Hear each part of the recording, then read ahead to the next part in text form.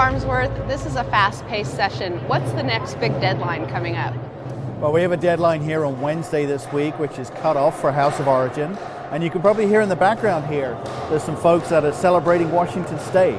So you're going to hear that on the track as we go along. A little music as we do our update this month. But Wednesday's a critical day for us. So we have all the bills that have come through the House so far are going to go through cutoff, which means we have to hear them at 5 p.m. on Wednesday. And if we don't hear them by then they're out, and we've only got Senate bills that are left.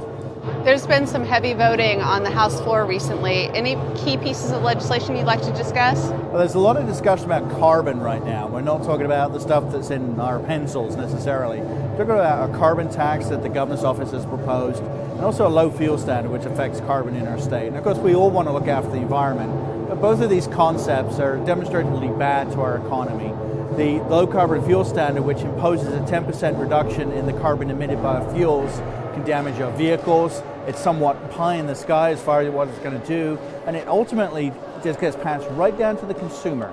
So we end up paying more per gallon. Estimates are 10, 11 cents per gallon, and this will be immediate. And that money doesn't actually go to fixing the environmental issues that we see in our climate change right now. It goes just straight in the general fund. It can be used for anything that this legislature deems, and that's not always a good thing.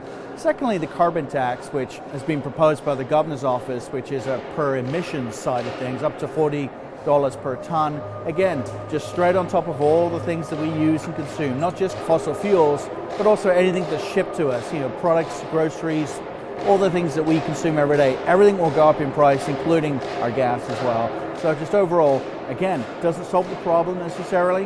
It's just more money for the state, and I don't want to see that. If we're going to do something like that, we need to do the right thing.